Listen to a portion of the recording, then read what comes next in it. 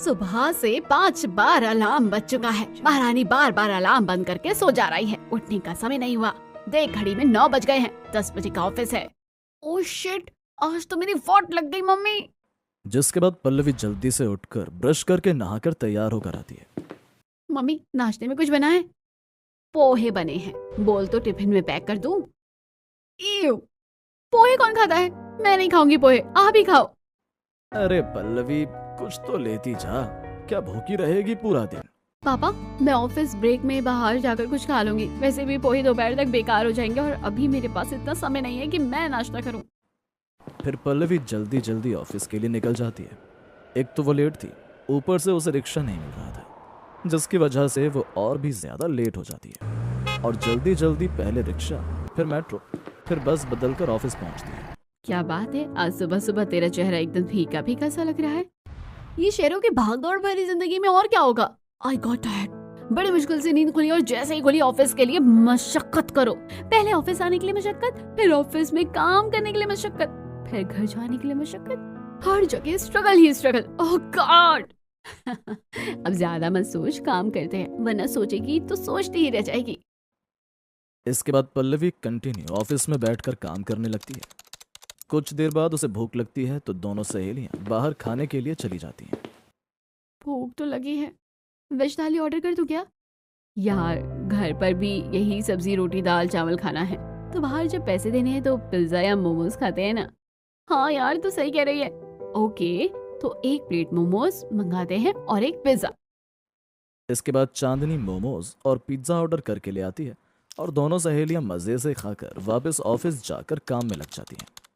वहीं शाम में जब ऑफिस की छुट्टी होती है। ओह शिट, रात के 8 बज गए, पता ही नहीं चला। अब घर पर भी बहुत काम होंगे। फिर पल्लवी जल्दी जल्दी ऑफिस से निकलती है। घर पहुंचती है तो वहां उसे बर्तन धोने थे, खाना बनाना था। वो सारे काम करके रात 11 बजे बेड पर आती है, लेकिन उसे नींद आती ही नहीं और मोबाइल स्क्रॉल करते करते 1 बज जाते हैं और उसे पता ही नहीं चलता। और ऐसे ही फिर से वो सुबह ऑफिस के लिए लेट हो जाती है। पल्लवी का यही रोज का स्केड्यूल बन गया था। ऐसे ही दिन बीतते रहे। एक बार पल्लवी के ऑफिस की तरफ से फार्म हाउस स्टे होता है, जहां सारे ऑफिस के कुलीग पिकनिक मनाने फार्म हाउस जाते हैं। वाकई यहाँ तो बहुत पीस है। पल्लवी, गुंजन, श्रेया, वो देखो सामने नदी है, चलो ना वहाँ चलते हैं। सारी सहेलियां नदी पर घूमने जाती हैं, लेकिन पल्लवी को वहां बहुत ही ज्यादा अच्छा लगता है और वो वहीं नदी किनारे बैठ जाती है। यहाँ कितना सुकून है। मेट्रो की रश वाली लाइफ नहीं है, बाहर का पोल्यूशन नहीं है और कितनी शुद्ध हवा मिल रही है यहाँ। इसके बाद सारी सहेलियां नदी पर कुछ समय बिताती हैं और फिर आसपास के इलाकों में घूमती हैं। आसपास में बस दूर दूर तक खेत थे और एक बड़ी सी नदी के पास में एक कच्चा घर था। ये जगह तो काफी ज्यादा सुंदर ही है। यहाँ जिन लोगों के घर है वो कितने लकी होंगे ना। पल्लवी ये सोच ही रही होती है कि पीछे से रोशन आता है। लकी है भी और नहीं भी मैडम, यहाँ रहने वालों को बहुत सी कठिनाइयों का सामना करना पड़ता है। खेतों में घर बनाकर रहना खाने का काम नहीं है और खासकर ठंडी और बारिश में तो हालत ही खराब हो जाती है। बोल तो ऐसे रहे हो जैसे ये खेत और घर तुम्हारा ही है। कौन हो तुम? ये खेत और घर मेरा ही है। मैं अपनी फैमिली के साथ यहाँ रहता हूँ। अच्छा। पल्लवी को रोशन की वाइब अच्छी लगती है और वो कुछ देर उसके साथ बातें करके अपने स्टे रूम में रहने चली जाती है। पल्लवी वहाँ 2 दिन थी। 2 दिन में उसे नेचर से जुड़कर काफी अच्छा लगता है। साथ में उसकी रोशन से भी अच्छी दोस्ती हो गई थी। बेटा पल्लवी, कॉलेज हो गया, 3 साल से जॉब कर रही हो, अब तो स्टेबल भी हो रही हो, अब तो शादी कर लो। और कितना दिन शादी नहीं करोगी? हाँ बेटा, अब शादी कर ले, तेरे लिए हमने एक रिश्ता देखा है। मेरा दोस्त ही है पल्लवी, वो कुणाल है ना माँ, उसकी बात कर रही है। MBA कर रखा है उसने, साल का 25 लाख का पैकेज है, अभी स्टार्ट है, आगे बढ़ेगा भी। मैं शहरों की लाइफ से थक गई हूँ। I think I need piece और मुझे उसके लिए गांव में रहना होगा। मतलब तू गांव में शादी करना चाहती है? बेटा तेरा दिमाग खराब हो गया है क्या? पागल हो गई है? गांव में कैसे रह पाएगी? वहाँ किसी भी प्रकार की कोई सुविधा नहीं होती। हाँ माँ, लेकिन वहाँ मेरी हेल्थ अच्छी रहती है, वहाँ मुझे एंजाइटी नहीं होगा, वहाँ मैं इतनी परेशान नहीं रहूंगी। शहरों में जॉब और घर बैलेंस करना बहुत मुश्किल है और यहाँ की लाइफ जितनी आसान दिखती है उतनी है नहीं। ये सब मैंने उस गांव में जाकर सीखा है माँ। मैंने डिसाइड कर लिया है, मैं गांव में ही शादी करूंगी। जब तूने फैसला खुद से ही ले लिया है कि गांव में शादी करेगी, तो लड़का भी ढूंढ ही लिया होगा तूने। हाँ, वो माँ, भैया, पापा, मुझे रोशन पसंद है। मैं ऑफिस ट्रिप पर गई थी ना, वहाँ वो मिला था। He is so kind. उसकी फैमिली भी बहुत अच्छी है। गांव में नदी किनारे उसका घर और खेत है, वहीं रहते हैं वो लोग। तेरा दिमाग तो ठीक है, यहाँ की लेविश लाइफस्टाइल छोड़कर तू खेतों में रहने जाना चाहती है। पापा प्लीज समझो ना, मुझे वहीं रहना है। अगर आप कहीं और शादी कर भी देते हो तो मैं ये सिटी के पोल्यूशन में घुट घुट कर मर जाऊं तो क्या फायदा। मेरे जीने का एक ही तो लाइफ है, उसे भी खुलकर ना जीऊं क्या। गीता जी, आपकी बेटी पागल हो गई है। डीडीएलजे का भूत सवार हो गया इस पर, समझाओ इसे। इसके बाद गीता महेश और सुजीत पल्लवी को खूब समझाते हैं कि वो गांव में शादी करने की हट छोड़ दे, लेकिन पल्लवी किसी की एक नहीं सुनती। उसने ठान लिया था कि अब वो शादी करेगी तो रोशन से ही करेगी। वहीं रोजाना वो रोशन से कॉल पर बात करती और धीरे धीरे दोनों और भी ज्यादा अटैच्ड हो जाते हैं। पल्लवी के न मानने पर आखिरकार सुजीत, महेश और गीता जी को उसकी जिद के आगे झुकना ही पड़ता है और सुजीत और पल्लवी के घर वाले आपस में बात करते हैं और कुछ ही दिनों बाद दोनों की शादी हो जाती है और पल्लवी कड़कड़ाती ठंड में रोशन के नदी किनारे खेत के घर में बहू बनकर आती है। बहू, घर छोटा है लेकिन हम लोगों का दिल बड़ा है, तो कुछ भी अब तुम लोग गलती से अगर नए हो तो सब्सक्राइब करो। वो जो लाल वाला बटन है उस पर अपने जीजा जी फेंक के मारो या फूफा जी, मुझे नहीं पता, बस क्लिक हो जाना चाहिए। अजीब लगे तो बेझिझक कह सकती हो। जी माँ जी, जरूर। इसके बाद सुनीता जी अपनी बहू का गृह प्रवेश करवाती हैं और उसे घर के अंदर लाती हैं। बाहर से छोटा सा फार्म हाउस जैसा दिखने वाला घर पूरी तरह कच्चा था। उसकी फर्श मिट्टी की थी। बैठ जा बहू। सास ने पल्लवी को बैठने के लिए कहा, लेकिन घर में सोफा कुर्सी कुछ था ही नहीं। अब पल्लवी एकदम जमीन को निहार रही थी और फिर थक कर जमीन पर ही बैठ जाती है, जिससे उसके लहंगे में ढेर सारी मिट्टी लग जाती है। अरे रे भाभी, कहाँ ऐसे बैठ गई आप? ये बोरा रखा था, इसे बिछा लेती। ओह, मुझे पता नहीं था। कोई बात नहीं, ड्राई क्लीन में ठीक हो जाएगा ये। ठीक है बहू, जाकर अब आराम कर लो कमरे में। कल सुबह तेरी पहली रसोई है ना, तो सुबह जल्दी उठना है।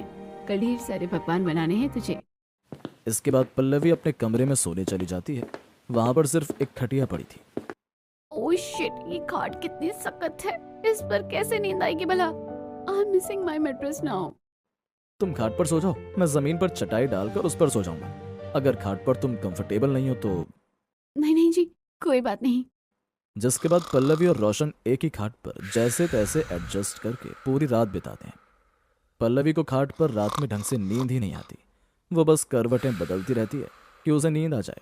ऐसे ही सुबह 4 बजे जैसे ही उसकी आंख लगती है, सुनीता जी की आवाज आ जाती है। अरे बहुरिया, उठ जा, भोर हो गई है। अभी घर लिपना है, चूल्हा पीटना है, बर्तन धोना है, फिर पहली रसोई की तैयारी भी करनी है। आई माँ जी। क्या हुआ माँ जी, अब आधी रात को ऐसे क्यों चिल्ला रही हैं? ये आधी रात है तेरे लिए? बाप रे, भोर हो गई है। आँख खोलकर देख, लोगों के घरों में झाड़ू लगना शुरू हो गया है इस समय। बाहर गाय हैं, अब बाहर से गोबर लाकर पूरा घर लीप दे। उसके बाद चूल्हा भी पोतना है, फिर पहली रसोई का खाना बनेगा। पल्लवी ने गोबर कभी हाथ में तक नहीं लिया था। उसे अब जब घर में पहले दिन घर को गोबर से लीपना पड़ता है, उसकी हालत ही खराब हो जाती है। पल्लवी मुंह पर रुमाल बांधकर, हाथों में ग्लव्स पहनकर जैसे तैसे पूरे घर की लिपाई करती है और फिर मिट्टी का पोटना लेकर चूल्हा भी पोतती है। गांव में रहने के चक्कर में मैंने गलत डिसीजन तो नहीं ले लिया? एक तो माँ जी ने सुबह 4 बजे ही उठा दिया, नींद भी पूरी नहीं हुई, और अब ये गाय की पोटी को पूरे घर में फैलाना है। Oh shit. इससे घर में पॉजिटिविटी रहती है और हेल्थ भी अच्छी रहती है। तो ये मत सोचो कि तुमने कुछ गलत चीज छोड़ी। इट्स नॉर्मल, धीरे धीरे तुम ढल जाओगी यहाँ के माहौल में। ठीक है जी। भाभी, ये लो ताजी ताजी हरी सब्जियाँ, अभी खेतों से तोड़ कर ला रही हूँ। आज आपकी पहली रसोई में ये सब्जियाँ बनेंगी।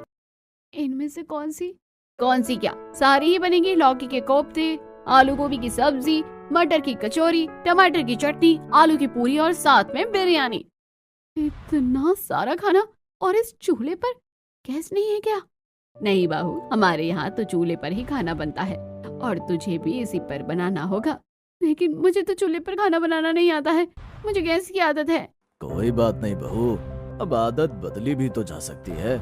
जैसे तू शहर से गांव में शिफ्ट हो गई, अब गैस से चूल्हे पर शिफ्ट हो जा। पल्लवी ये सब सुनकर परेशान हो जाती है। बेटा, हमने तुझे शादी के लिए फोर्स नहीं किया था, तूने खुद से यहाँ इस घर में गांव में शादी की है। अब जब अपनी मर्जी से आई हो तो मैनेज भी करना तो होगा ही ना। सास की बात पल्लवी को थोड़ी कड़वी लगती है, लेकिन वो कह तो सही रही थी। इसके बाद पल्लवी बाहर से लकड़ी लाकर चूल्हे में रखती है और पन्नी कागज डालकर बड़ी मुश्किल से चूल्हा जलाती है। ओही मम्मी, कितना धुआं लग रहा है इस चूल्हे में, मेरी तो आग जल रही है। पल्लवी जैसे तैसे चूल्हा फूक फूक कर जलाती है और अपनी पहली रसोई का सारा खाना उसी पर बनाती है। बिरयानी, पुलाव, आलू पराठे, लौकी के कोफ्ते, टमाटर की चटनी, मटर की कचौड़ी, सब कुछ जमीन पर चटाई बिछाकर पल्लवी उसी पर रख देती है। और जब सभी खाना खाने बैठते हैं, वाह बहू, मानना पड़ेगा, आखिर तूने बना ही लिया चूल्हे पर खाना। पल्लवी की आंखें चूल्हे पर खाना बनाते बनाते लाल हो गई थी, लेकिन वो उस समय कुछ नहीं कहती और सभी को खाना परोसती है। कैसा बना है खाना? अच्छा है। पहली बार चूल्हे पर बनाया हो ना बहू, उस हिसाब से ठीक है। रोज रोज आदत हो जाएगी तो अच्छा बनने लगेगा। सभी चुपचाप बहू के हाथ का खाना खाते हैं और फिर सास बहू को नेक देती है। बहू, ये साड़ी मेरी नानी सास की है और मैं तुझे दे रही हूँ। हम अमीर तो नहीं है, लेकिन हमारे पास यही धरोहर है। कोई बात नहीं माँ जी, ये भी बहुत सुंदर है। जिसके बाद पल्लवी बड़ी खुशी से सास का दिया हुआ तोहफा स्वीकार करती है। वहीं कमरे में देखा आपके पापा ने कैसे कहा ठीक ठाक है खाना। आज मैंने इतना एफर्ट देकर खाना बनाया, एटलीस्ट तारीफ ही कर देते। पल्लवी, गांव के लोग ऐसे ही होते हैं, सीधे साधे, और धीरे धीरे तुम सीख जाओगे, चिंता मत करो।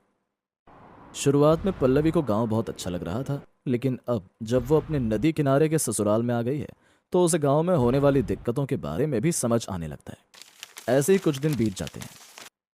हे भगवान, यहाँ तो कुछ ज्यादा ही ठंडी है। बहू क्या कर रही है? हो गया घर का काम? अभी काम आजी, कपड़े बर्तन तो बाकी है। अच्छा, तो बाहर बर्तन कपड़े रखकर नदी के किनारे ही धो लेना, घर में पानी लाने की जरूरत ही नहीं पड़ेगी। हाँ ठीक है माँ जी। जिसके बाद पल्लवी सारे बर्तन और कपड़े लेकर घर के बाहर बैठकर धोना शुरू कर देती है। ठंड का महीना होने के कारण बाहर बहुत ही तेज ठंडी हवाएं चल रही थी।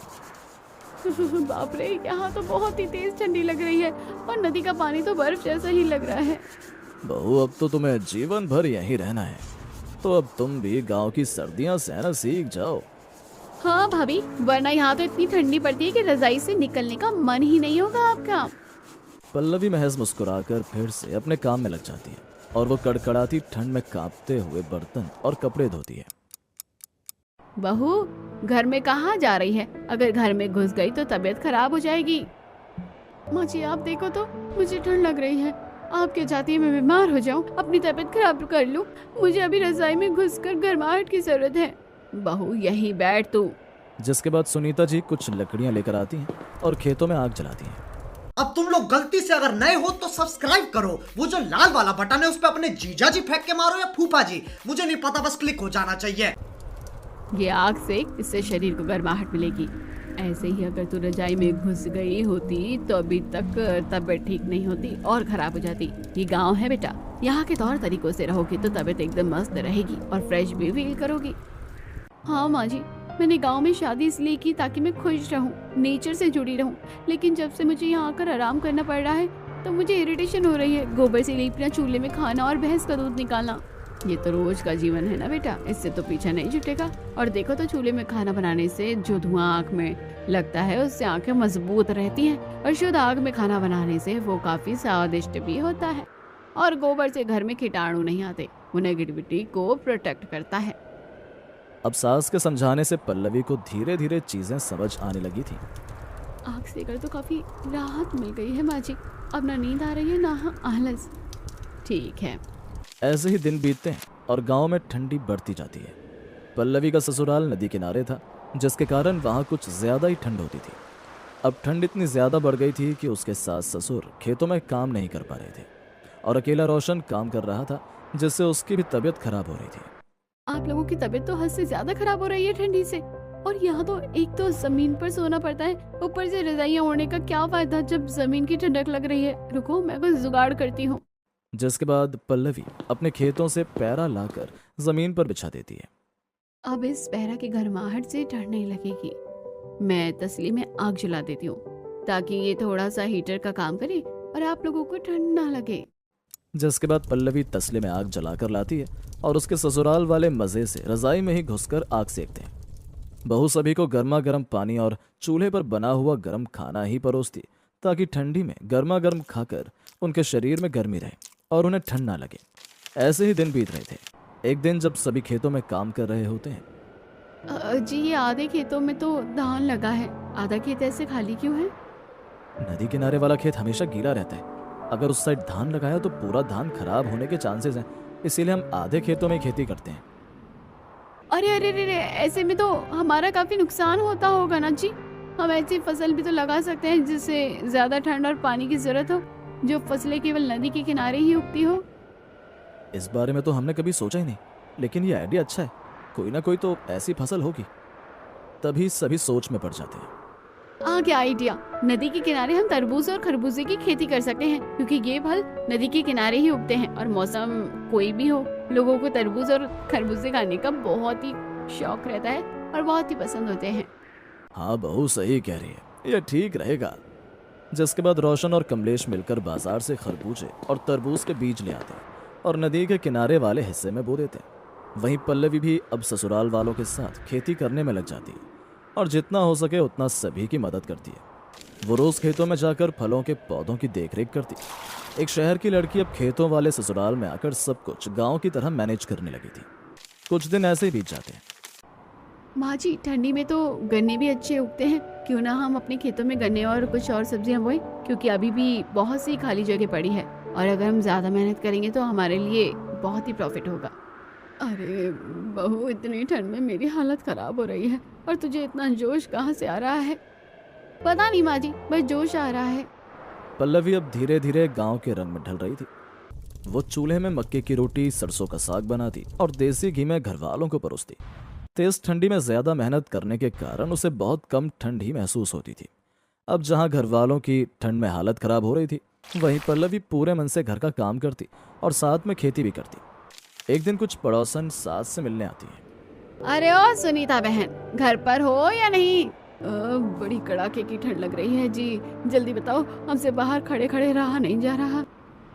तभी गोमती की नजर खेतों में काम कर रही पल्लवी पर पड़ती है। अरे ये तो सुनीता की वो शहरी बहू है ना, वही खेतों में काम कर रही है ना। हाँ हाँ, देख कर तो ऐसा ही लग रहा है कि वही है, लेकिन सोचने वाली बात है, शहर की लड़की गांव कितनी ठंडी में नदी के किनारे वाले खेत में मेहनत कर रही है, इसे ठंड भी नहीं लग रही। तभी सुनीता बाहर आती है। मेरी बहू मेहनती है, तुम्हारी बहू की तरह नहीं कायल, थोड़ी ना जो रजाई में दुबकी रहे।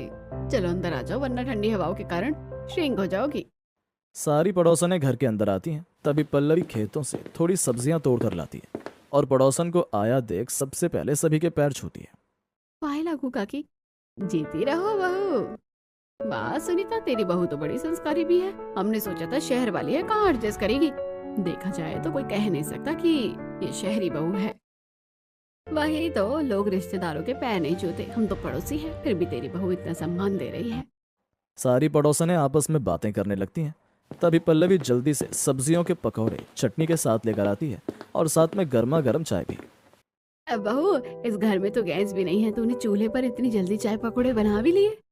हाँ आंटी जी, सीखने की लगन हो तो इंसान क्या नहीं सीख सकता है। सभी बहू के हाथ का नाश्ता करके बहुत खुश हो जाते हैं। पल्लवी का बदला रूप, उसके संस्कार और उसका स्वभाव सभी को बहुत पसंद आता है। चलो बहन, अब हम चलते हैं, घर में बहुएं भी है ना, तुम्हारी बहू तो कुछ नहीं कहती, हमारी बहू डंडा लेकर माथे पर सवार हो जाएंगी, कहीं की बुढ़िया लोग मिलकर चुगली बतला रही हैं। जाओ ठीक है, फिर आना बहन। फिर पड़ोसनें वहां से चली जाती हैं। बहू के खेतों वाले ससुराल में बहुत ठंड पड़ती थी।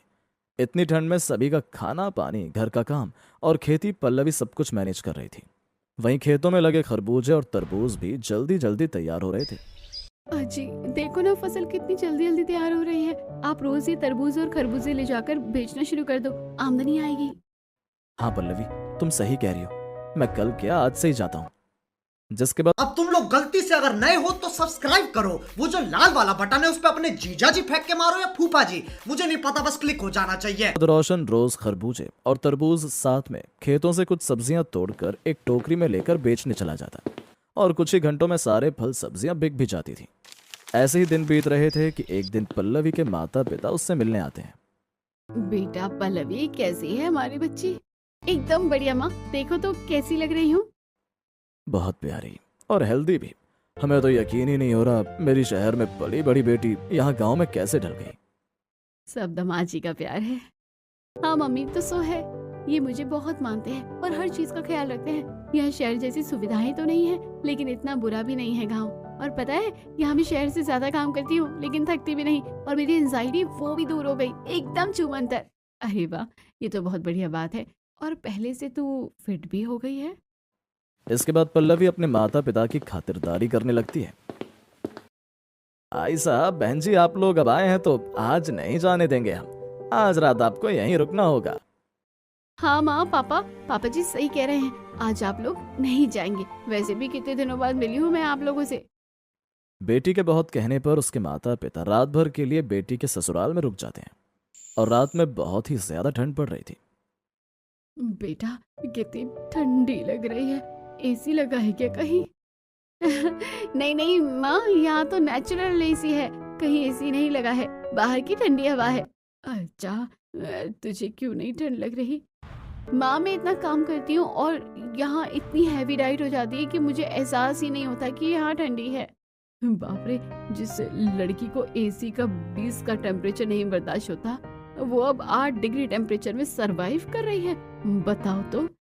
पल्लवी मम्मी की बातों पर हंसने लगती है। तभी पल्लवी तसले में आग जलाकर कमरे की खिड़की पर रख देती है। ये कौन सा जुगाड़ है अब?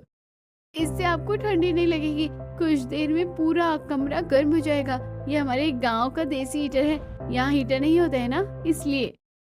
और धुआं नहीं लगेगा? बिल्कुल धुआं नहीं लगेगा माता जी, क्योंकि खिड़की के अंदर हीट आ रही है और धुआं बाहर जा रहा है, इसलिए तो मैंने इसे खिड़की पर रखा है ताकि कोई परेशानी ना हो। अच्छा, वैसे अब कमरा गर्म हो रहा है और नींद भी जोरों की आ रही है। जिसके बाद गीता गर्माहट पाकर सो जाती है। सुबह 8 बजे गीता जी की आंख खुलती है और चाय उन्हें बिस्तर पर मिलती है। पल्लवी ने सुबह 4 बजे से ही उठकर घर का सारा काम निपटा दिया था। जब गीता जी को ये बात पता चलती है तो उनकी आंखों में आंसू आ जाते हैं। बहन जी, मैं हमेशा डरती थी कि मेरी बेटी ससुराल जाएगी तो नाक कटा कर लाएगी, क्योंकि इसने कभी ढंग से खाना नहीं बनाया था। लेकिन ये अपने मन से ससुराल में इतना कर रही है, मैं देखकर ही हैरान हूँ। आप सब लोगों के दिए संस्कारों का ही नतीजा है। हमारे संस्कार से ज्यादा आप लोगों का प्यार है, वरना पल्लवी में इतने चेंजेस तो होना नामुमकिन है। आज पल्लवी के माता पिता उसे खुश देखकर बहुत खुश थे।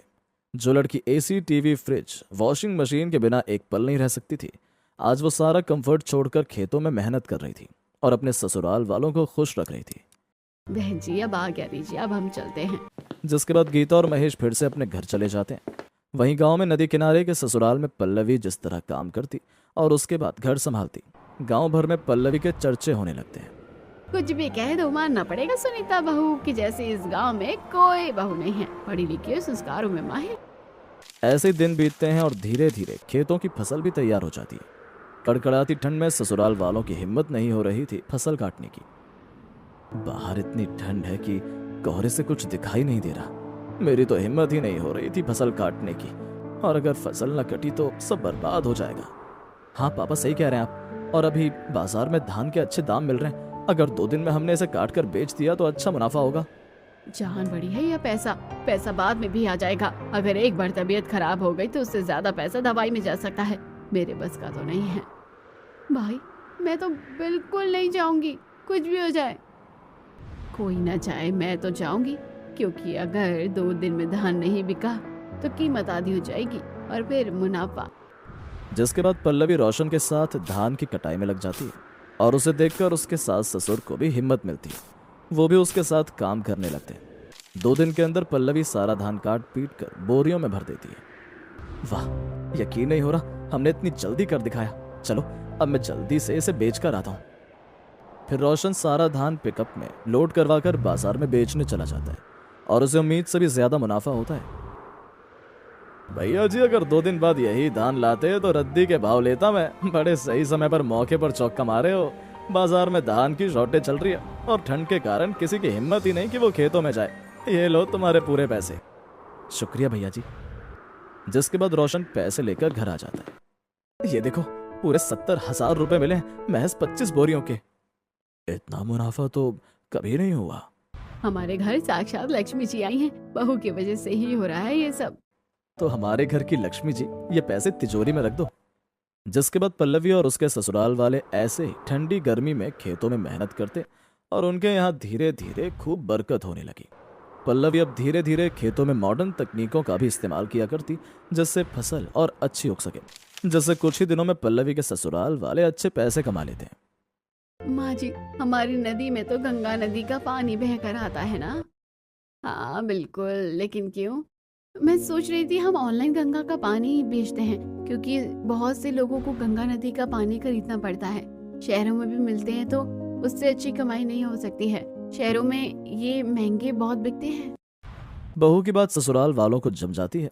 ऐसे ही पल्लवी अपने खेत वाले ससुराल में अवेलेबल चीजों का खूब फायदा उठाती और वो खूब पैसे भी कमाते और नेचर के साथ खुशी से रहने लगते हैं।